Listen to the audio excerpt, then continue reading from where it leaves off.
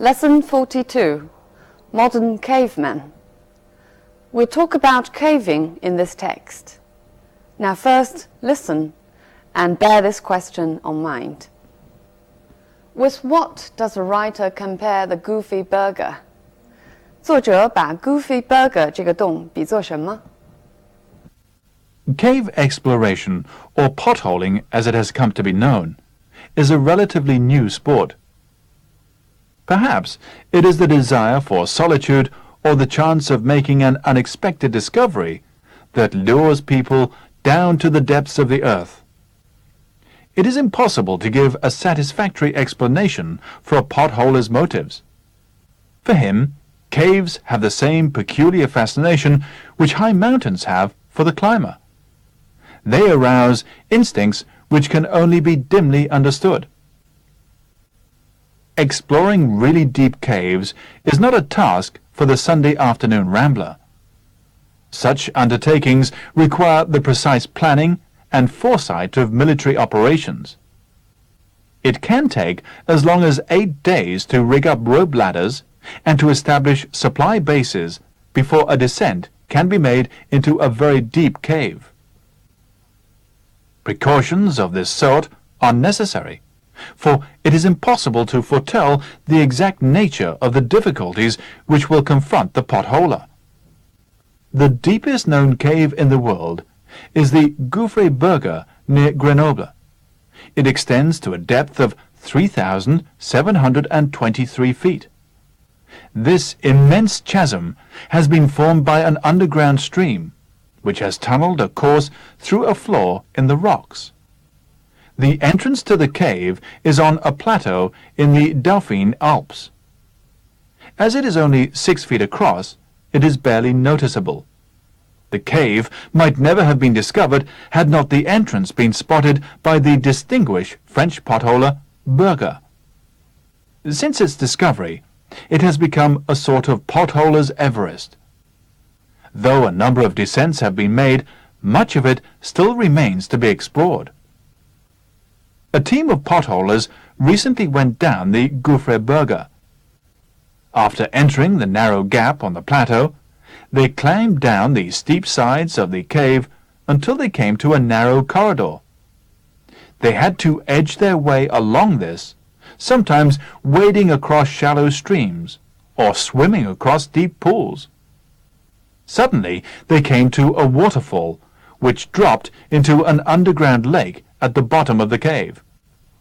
They plunged into the lake, and after loading their gear on an inflatable rubber dinghy, let the current carry them to the other side. To protect themselves from the icy water, they had to wear special rubber suits. At the far end of the lake, they came to huge piles of rubble which had been washed up by the water. In this part of the cave, they could hear an insistent booming sound, which they found was caused by a small waterspout shooting down into a pool from the roof of the cave. Squeezing through a cleft in the rocks, the potholers arrived at an enormous cavern, the size of a huge concert hall. After switching on powerful arc lights, they saw great stalagmites, some of them over 40 feet high, rising up like tree trunks to meet the stalactites suspended from the roof. Round about, piles of limestone glistened in all the colors of the rainbow. In the eerie silence of the cavern, the only sound that could be heard was made by water, which dripped continuously from the high dome above them. So with what does the writer compare the Goofy Burger? Right, he compares it with Mount Everest for mountain climbers, because Mount Everest is the most challenging for mountain climbers. Mount Everest 就是珠穆朗玛峰. So this text introduces the sport of cave exploration, or potholing, to us. The first paragraph tries to analyze the reason for its popularity, and then the second paragraph briefly introduces the sport and the deepest cave, which is the Goofy Burger and tell us about how it was discovered. The third paragraph tells us about a team of potholers' exploration of this cave. It describes the difficulties for the potholers, as well as the magnificent view of this cave. All right, now we'll look at some language points in the text. Cave exploration or potholing. Potholing, so we know, means cave exploration. Pothole is a deep cave formed underground. 是指地下的洞穴. Potholing refers to the sport. We can say to go potholing. The person who goes potholing is called a potholer. The desire for solitude. Solitude means being physically alone and mentally cut off by your own wish or compulsion, or by your own choice. 独处. It's a little bit different from being alone or being lonely. Being alone is being on one's own. Feeling lonely, you can feel lonely even when you are being with a lot of people. That lures people down to the depths of the earth. Lure means similar to attract or attempt. It indicates a kind of irresistible force, and sometimes deceived into something, but not necessarily bad. Lure 指的是不可抗拒的诱惑，但是引诱的东西未必是坏的东西。Attract 也是吸引，但是它的程度较弱。It does not indicate a kind of irresistible force. Tempt 也是引诱， but tempt usually refers to something evil that you are tempted into. Look at this example. She was lured into the job by the offer of a high salary. 因为工资很高，所以她被引诱的做这个工作。Which can only be dimly understood. Dimly means vaguely. It can mean differently in different contexts. For example, she found herself in a dimly lit room.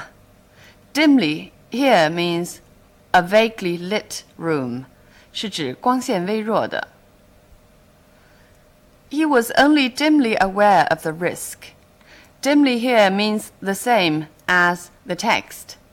Dimly understood means only not clearly understood. Here means he was only very vaguely aware of the risk. 对这个风险，他只是模模糊糊地意识到了。It can take as long as 8 days to rig up rope ladders. Take as long as 8 days is a way to emphasize how long it takes. It means actually, it can take 8 days. 所以这是一种强调的说法。I'll give you one more example. It took him as long as 3 hours to write the first paragraph. 单单是写第一段就花了他长达3个小时。To establish supply bases. To establish means to set up. For example, we have decided to establish a new system. 我们决定建立一个新的系统。But establish can also mean to become recognized or to become famous. For example, he has established himself as a leading critic. Means he has already become famous as a leading critic. 他已经成了一个著名的评论人。Back to the text. To establish supply bases means to set up places for supplies. Base here refers to a particular place.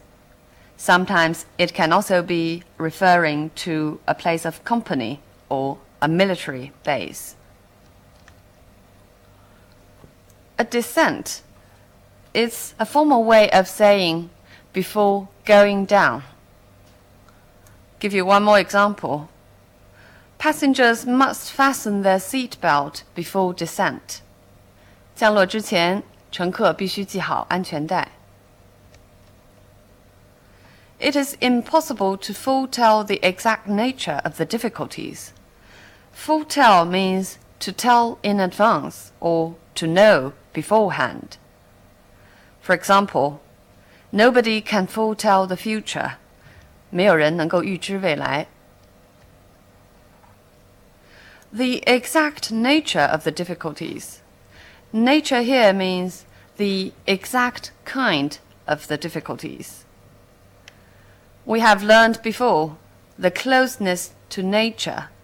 Here nature refers to the natural world, 是指自然界。Or human nature, 人性。And in this example, the advice she provides is chiefly of a practical nature. Here nature means the same as the text, meaning the advice is chiefly of a practical type, 主要是很实用性的。Which will confront the potholer. Confront means face. Look at these two examples. When he returned home from holidays, he was confronted with a pile of work. 当他从休假回来的时候，他面临着一堆工作。Be confronted with means be faced with. It was an issue we have to confront sooner or later. 迟早我们都要面对这个问题。Here, confront means to face. So the difference between the two phrases is the same as the difference between be faced with and to face. 一个是指面临的情况，一个是指面对什么情况。Has tunneled a course. Tunnel here is being used as a verb, meaning to flow underground on a particular route. Course means the route of a stream. Look at this example. It has not yet been decided whether to tunnel under the river or build a bridge over it. 还没有决定是在河下边修隧道，还是在上边架桥。So tunnel here means to dig a tunnel underground. Through a flaw in the rocks. Flaw here means chasm, 裂缝. Look at these two examples to see what flaw means. A flaw in the diamond. Flaw here means a defect, 钻石中的瑕疵. You can also use flaw to refer to the vice or defect of a person. For example, jealousy is Othello's major flaw. 奥赛罗最大的弱点就是嫉妒。The cave might never have been discovered had not the entrance been spotted by the distinguished French potholer, Berger. Had not been spotted. 这里 had not the entrance been spotted 其实是一个条件状语从句，表示一种假设。表达完整的话，应当是 The cave might never have been discovered if the entrance had not been spotted by the distinguished French potholer. 所以，当由 if 引导的条件状语从句表达一种假设的时候 ，if 可以省略，然后把助动词提前。I'll give you more examples. If I had had any sense, I would have kept quiet about it. 我要是有点头脑的话，关于这件事情，我就应当什么也不说。那么这个条件状语从句就可以把 if 省略，把助动词 had 提前，变成 Had I had any sense, I would have kept quiet about it. Or, if you should be interested in our offer, please contact us. 如果你对我们的这个工作有兴趣，请跟我们联系。这里也可以把 if 省略 ，should 情态动词提前变成 Should you be interested in our offer? Please contact us. The distinguished French potholder means the famous French potholder or eminent. But these two adjectives mainly describe well-known in serious undertakings, while famous simply means well-known. Much of it still remains to be explored. Remains to be explored actually means much of it has not been explored yet. So remain to be done means not yet done. For example, a great many things remain to be done. 还有很多事情没有做. It remains to be seen who will finally win means now you cannot see who will finally win. They had to edge their way along this. Edge one's way means to move ahead very slowly. For example, a long line of traffic is edging its way forward. 一条长长的车队在慢慢地往前挪。我们在以前的课文也学习过，用一个动词后边加上 one's way 可以表示行进的一种方式。For example, make one's way. Hans had made his way back into West Germany on foot. To protect themselves from the icy water, 保护以便不受伤害。For example, how can I protect my skin from the sun? 怎么样才能防晒？ From 这个介词 it usually means not allowed to harm, or knowledge, or sight, etc. 经常用 from 的动词词组有 keep from, hide from, or shelter from, or shield from. At the far end of the lake, end means the furthest point. Look at this example. He sat at one end of the table, and I sat at the other. 我们两人每个人坐在桌子的一头。Which had been washed up by the water.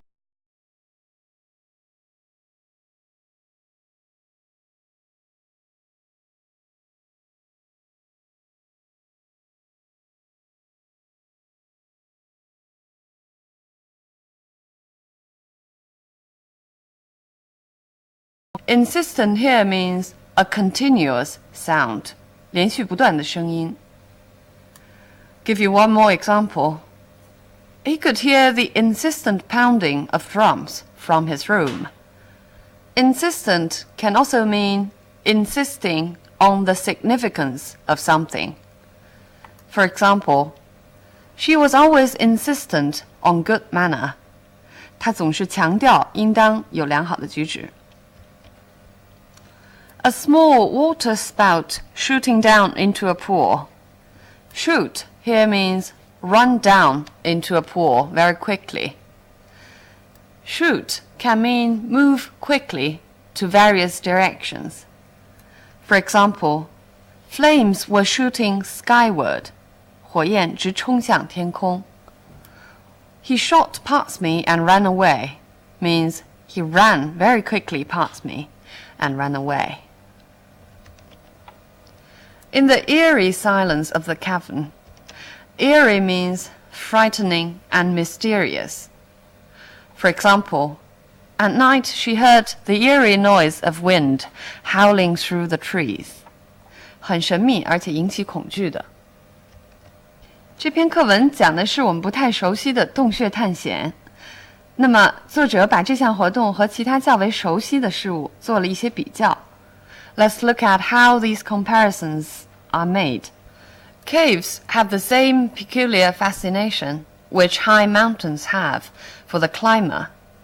这句话的比较是通过 the same 以及由 which 引导的一个从句来表达的。They arrived at an enormous cavern, the size of a huge concert hall. It is an absolute phrase. 这里比较是通过一个独立主格来完成的，意思其实就是 as huge as a concert hall. Exploring really deep caves is not a task for the Sunday afternoon rambler. So this comparison is made through an indirect statement, meaning is not as easy and leisurely as rambling on the Sunday afternoon. So this text is about the new sport of potholing. We know that in recent years, many new sports have been popularized in China as well, such as bowling or golf or baseball. In Western countries, not only playing sports by yourselves, but being sports fans are also a very important part of people's life. It is usually a very popular topic of conversation. People will talk about the sports that they are most interested in. But in different countries, the main interests are different as well. For example, in Britain, football, of course, is a popular topic. But in America, football is called soccer. Soccer is not as popular as American football, 橄榄球, and baseball, and of course, basketball. So if you want to know that country, make sure that you are the sports fan of the most popularized sports event in that country. All right, so much about this topic. I'll see you next time.